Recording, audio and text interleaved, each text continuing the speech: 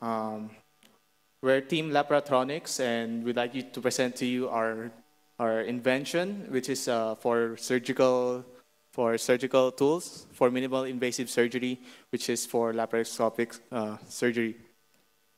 A brief intro of this is one very famous doctor in the Philippines approached us to do this project for him. He is very well known in the world, and because he has problems with how the conventional tools he is using right now. This is how laparoscopy works. From the conventional surgery, you can see the open cut, but for the laparoscopy, you can see the 3 small scars, just holes. Yeah. Why is laparoscopy is becoming an emerging way to perform surgery. This is why, because there's a 60% cost reduction for the patients. This is an example of laparoscopy surgery. Sorry for the goring. Yeah.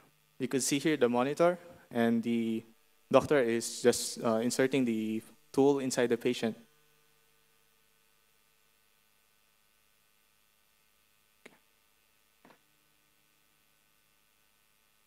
Yeah. And this is the gallbladder extraction. Yeah. The problem, when we talked to the doctor, he complained that there are problems with the conventional tools and the fully robotic systems. These are 2 ways on how you can do laparoscopic surgery. For the conventional tools, he complained that there is very limited movement because inside the patient, there is very limited space inside. So what he wants is for the tool to have a bending inside the patient. And for the fully robotic system, it's an inexpensive investment for the hospitals. This is because if you have 10 patients, you need 10 of these machines, which is very expensive. As you can see, the cost of one machine is $2 million each. So you need 10 of this, so you need 20 million. And also for the disposable parts, 2,500 to 5,000, this is being transferred to the cost of the patient. So what we did is we designed a tool that mimics the capabilities of the fully robotic system. It's our prototype tool. We designed it to be user-friendly and be controlled by electronics, and it has a modular tip. We designed the modular tip because on the conventional system, once the tip becomes blunt, they just throw the tool away. These are the tips. So we position our lapatronics to be between the high-end and the low-end system. For the price, we position ourselves to be only 2 times the conventional tool price. Market potential. For the year 2008, there's around 5 billion potential, and in 2015, there's a 9 billion for just laparoscopic tools, with an annual growth rate of 7.2%. This is the doctors that we have talked to, and we showed them our tool, and they were very happy with it, and they wanted to use it for their surgery. For patenting issues, I can't show this. Sorry. Okay. So who will benefit from it? These are the people who benefit it. For the surgeons, since our tool is capable of different kinds of movements, the doctors will be able to decide whether and how to proceed with the procedure. This will minimize the stress and the awkward hand positions, which will lessen the metacarpal injuries. For the patient, there will be less swelling of organs because our tool can minimize the movement of the organs inside. There will be more better welfare, more affordable, and opens more possibilities. For the hospitals, it frees up more space, less investments, and acquires a competitive technology advantage.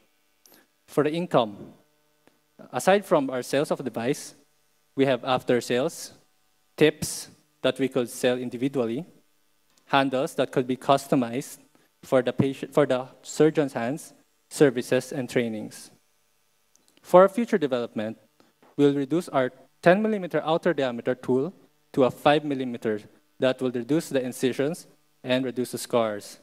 We'll have cauterizers that will cut the organs, staplers that will close the organs, and hydro pumps that will take out the blood, and vacuum that will suck it. This will be a better experience for the doctors, better surgical experience. We'll be having a 2-year timeline. We're now in stage 1, prototype. And for investments, we need to have at least $200,000 for the Philippine market. This, the government will help us in the technology transfer. And in the US market, we need to have at least $550,000 for the FDA approval and the clinical trials. For our target market are the surgeons, hospitals, and associations. So how do we market it? We lease it. Leasing per procedure, or we sell it directly to them. And we'll be having partners, famous doctors that will help us recognize a product. These are some numbers that will complement our leasing market. So we have 2 million per surgery in the United States alone. So these are just some of our awards. We've won the Bank of Philippine Alliance and Department of Science Award, Center of Engineering and Sustainability Development Research, Enterprise Award, and Outstanding Thesis in just 2 months. For advisory group, we'll be having Dr. Kim Shitan, the father of laparoscopy here in the Philippines, and he's very famous throughout the world. He also pioneered the laparoscopy here in the Philippines. We'll have other advisors that has 40 years of experience in academia and in the industry. Join us improve the lives and health of the people. Be part of the move, be part of Lapatronics. Thank you.